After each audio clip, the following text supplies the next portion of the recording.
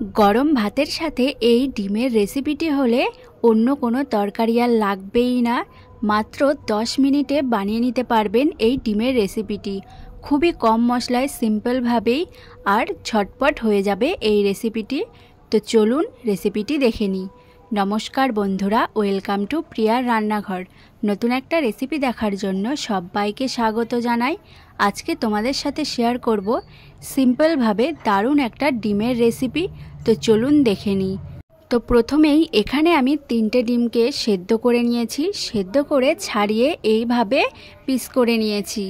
এবার আমি মশলাটা তৈরি করে নেব। তার জন্য একটা মিক্সিং জার নিয়েছি আর তার মধ্যে দিয়ে দিচ্ছি 1 চামচ হলুদ সর্ষে, দিয়ে দিয়েছি হাফ চামচ কালো সর্ষে, দিয়েছি 1 চামচ পোস্ত, দিচ্ছি 5 থেকে 6টা কাজু বাদাম। এবার এগুলো একটু শুকনোভাবে আমি গুঁড়ো করে নিয়েছি। প্রথমেই কিন্তু জল দিইনি, শুকনোভাবে গুঁড়ো করলে কি সবগুলো একটু ভালোভাবে গুঁড়ো গুঁড়ো হয়ে যায়। এবার দিয়ে দিচ্ছি 4 থেকে 5টা কাঁচা লঙ্কা, ঝালটা আপনারা আপনাদের পছন্দ অনুযায়ী দেবেন। এবার দিয়ে দিচ্ছি কিছুটা লবণ আর পরিমাণ মতো জল দিয়ে আবারও ভালো করে পেস্ট করে নিচ্ছি। এবার দেখুন সুন্দরভাবে মিহি করে পেস্টটা করে নিয়েছি। এবার আমি গ্যাসের উপরে একটা ফ্রাই প্যান বসিয়ে দিয়েছি। এর মধ্যে দিয়ে দিচ্ছি কিছুটা তেল আর ওই তেলের মধ্যে দিয়ে দিচ্ছি কিছুটা লবণ, দিয়ে দিচ্ছি হলুদ গুঁড়ো আর কিছুটা লঙ্কার গুঁড়ো। এবার ভালো করে তেলের সাথে মিশিয়ে ডিমগুলো দিয়ে দিচ্ছি। ডিমগুলো হালকা করে ভেজে নেব।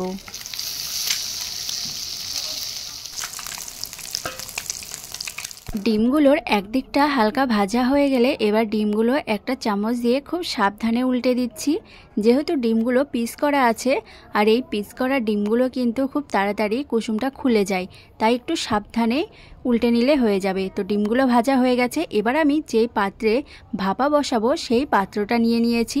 ওর মধ্যেই আমি সর্ষে আর পোস্ত বাটার যে মিশ্রণটা বানিয়েছিলাম সেটা দিয়ে দিয়েছি। এবার এইখানে আমি 2 চামচ টক দইকে একটু ভালো করে ফেটিয়ে নিয়েছি। এই টক দইটাও দিয়ে দিয়েছি।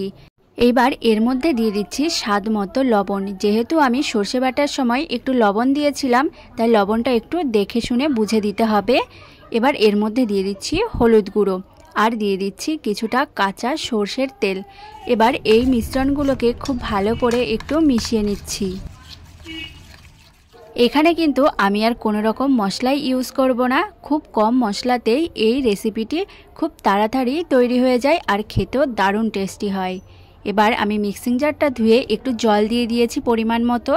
জলটা দিয়েও খুব ভালো করে মিশিয়ে নিয়েছি। এবার এর মধ্যে আমি আগে থেকে ভেজে রাখা ডিমগুলো দিয়ে দিচ্ছি।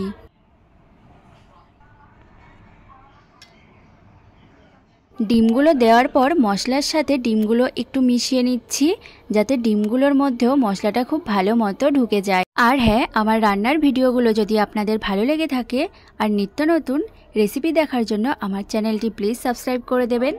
এবার এখানে আমি দিয়েছি 3টে চেরা কাঁচা লঙ্কা আর ওপর থেকে দিয়ে দিচ্ছি 1 চামচ কাঁচা সর্ষের তেল। এবার এগুলো আমি ভাপে বসিয়ে দেব।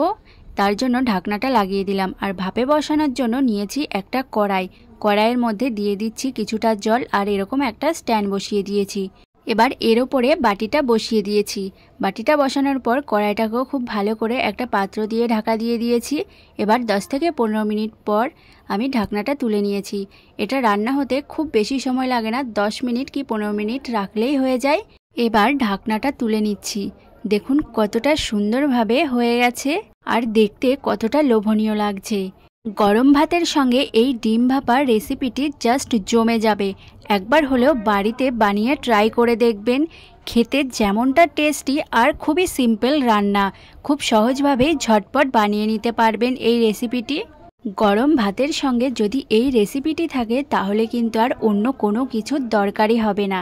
ছোট থেকে বড় সবাই আঙুল চেটে পুটে খাবে।